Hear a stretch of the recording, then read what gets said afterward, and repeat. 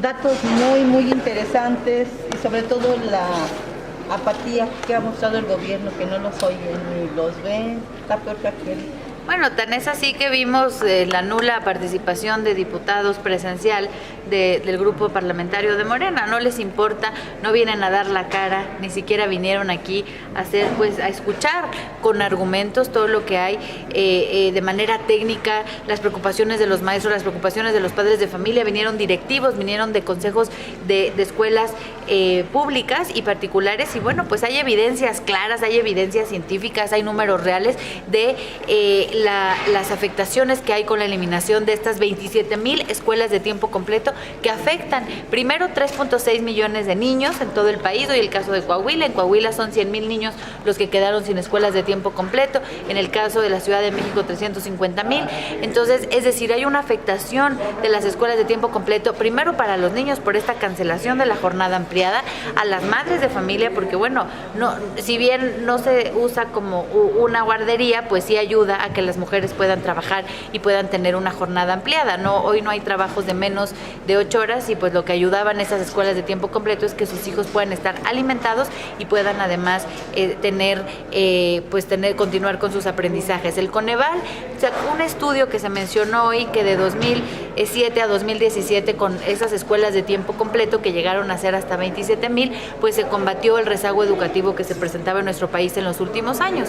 Y bueno, recordemos que esta escuelas de tiempo completo nació en el 2007 con 447 escuelas de tiempo completo. Llegamos a tener 27,000 y hoy tenemos 0 escuelas de tiempo completo. Hicimos una manifestación cuando vino la secretaria Delfina Gómez, misma que no escuchó, entró y salió por la puerta de atrás, no quiso hablar con los medios de comunicación, no quiso hablar con los diputados. Fue una reunión muy cerrada en la Junta de Coordinación Política, y hoy se invitó a autoridades de la Secretaría de Educación Pública, no vino nadie, y tampoco estuvo de manera presencial nadie del grupo parlamentario de Morena. Vamos a seguir la lucha y vamos a estar presionando de todas las vías para la reinstalación de las escuelas de tiempo completo. Hay dos temas que son graves y preocupantes. Una, de que las niñas son las principales víctimas de la desaparición de estas escuelas, porque son víctimas de la delincuencia organizada, que se las llevan para trata, para diferentes casos. Y la segunda, de que se bajaría nuevamente el nivel de aprendizaje de los niños por falta de alimentos. Lo que estamos viendo es que durante la pandemia lo que se ha medido es que el rezago educativo en nuestro país es un rezago aproximadamente de 2 años. Es decir, las herramientas tecnológicas con las que los niños cuentan y esta brecha digital que hay en nuestro país, pues hicieron que los niños no pudieran tener los conocimientos que tuvieron que haber tenido en estos 2 años. Ahora, fuimos de los pocos países a nivel mundial donde nos tardamos mucho a regresar a las escuelas de manera presencial. Lo que nosotros hemos pedido es que con la instalación de las escuelas de tiempo completo, pues se compensa un poco y apoya a combatir este rezago educativo, y bueno, pues hay oídos sordos. En el tema de las niñas, bueno, pues primero hoy hay un tema importante. El gobierno está distrayendo con todos los temas, como es la reforma electoral, ¿no? Que aprovecho para decir que es una reforma que será discutida en el mes de septiembre. No tiene lógica que la hayan mandado el último día del periodo. No se va a discutir, no hay un acuerdo para un periodo extraordinario en estos meses, y lo único que está buscando Morena es distraer los reflectores de lo verdaderamente importante, que son los feminicidios que hay en este país, de cómo están los estados, y por otra parte la desaparición de escuelas de tiempo completo, donde pues hay una afectación para niños, pero también para las niñas que estaban asistiendo a estas escuelas de tiempo completo, pues muchas tienen que estar solas en sus casas, ¿no? Muchas niñas de primaria menores a 12 años, la mamá no alcanza a llegar a recoger a la niña porque está trabajando, y entonces la niña se va sola a su casa, y hoy vemos pues un gran número de feminicidios, y vemos pues un tema que no se ha querido hablar, que es la trata infantil, que no se ha combatido en nuestro país, pero el gobierno sigue tapando estos temas con propuestas de reforma electoral, cuando ni siquiera se va a discutir de manera inmediata.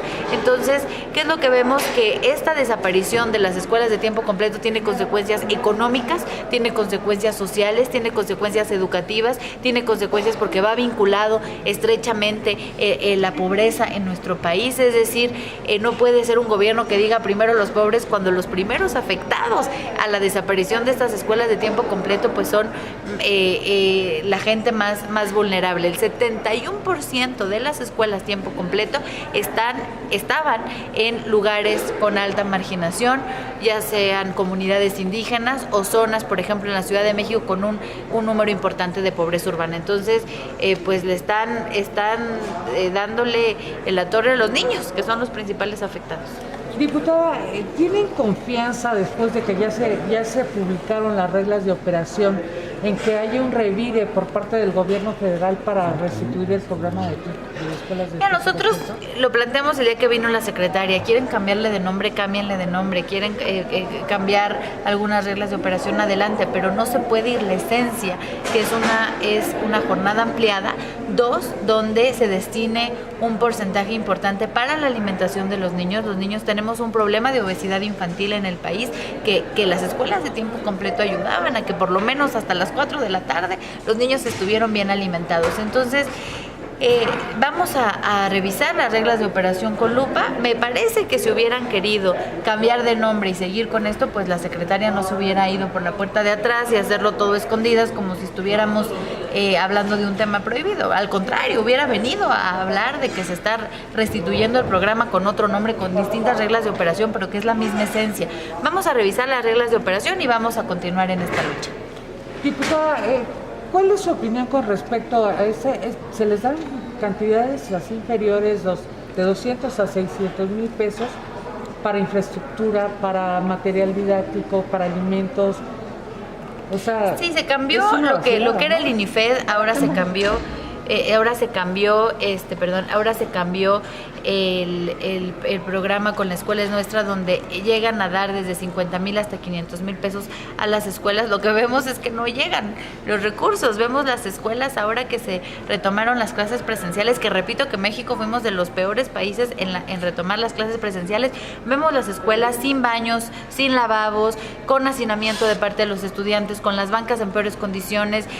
Nosotros llegamos a plantear varios testimonios de escuelas donde se estaba pues prácticamente cayendo el techo, no hay impermeabilizantes, es decir, tienen a las escuelas en las peores condiciones. Por eso lo dije y lo retomo. Si Delfina quiere irse a competir el Estado de México, primero tiene que dejar las escuelas de este país en condiciones dignas para todos los niños. O que se vaya para que llegue alguien que haga bien su trabajo, ¿no? Entonces una meta no más, ¿no? Pues que yo le diría pues que cache, que bicho, que deje batear, pero no puede estar en una secretaría donde además no está dando resultados, con aspiraciones a la gubernatura del Estado de México, cuando las escuelas de este país están en condiciones deplorables.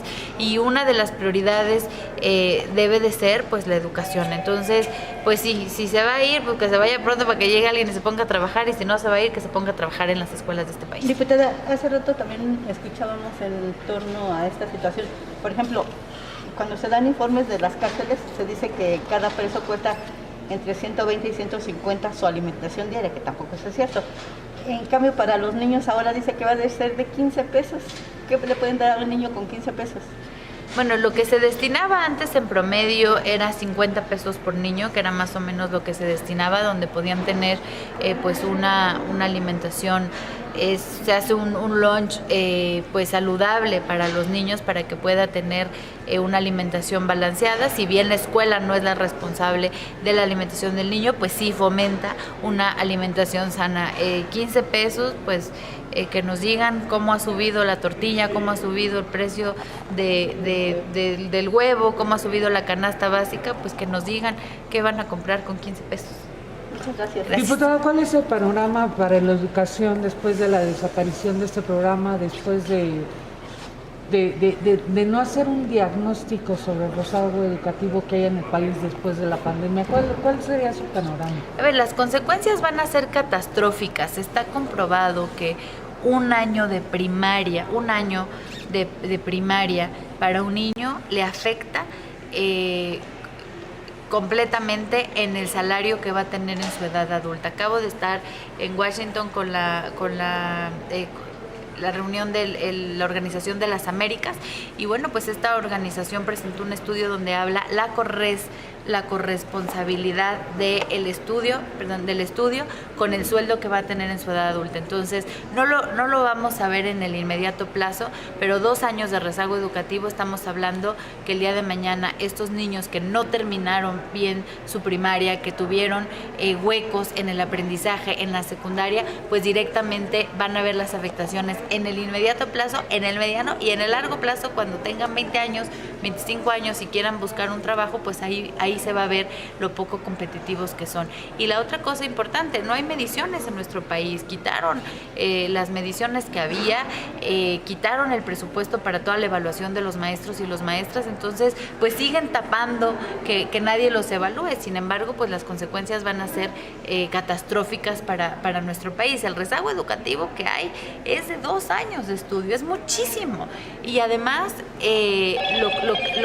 lo que nosotros vamos a ver es que cuando nos hagan evaluaciones en algunos temas internacionales, pues se va a ver que el promedio de escolaridad sigue siendo de 11 años en el caso de la Ciudad de México, es decir, que un niño en la Ciudad de México acaba el primer año de la preparatoria y deserta, pero en el caso de Chiapas y Oaxaca sigue siendo 9. Entonces, los niños no llegan ni a secundaria. Estamos mucho peor que antes y lo único que vemos es que en educación va en pique y que no le han podido atinar con un secretario o secretaria que esté verdaderamente comprometido con la educación, con los niños de México. Y bueno, fue una tristeza. Delfina viene a ser maestra, ella sabe las implicaciones que es los recortes, además a las plazas ahora en las escuelas de tiempo completo, y pues no les importa. Está reprobada. Está reprobada. Gracias. Gracias.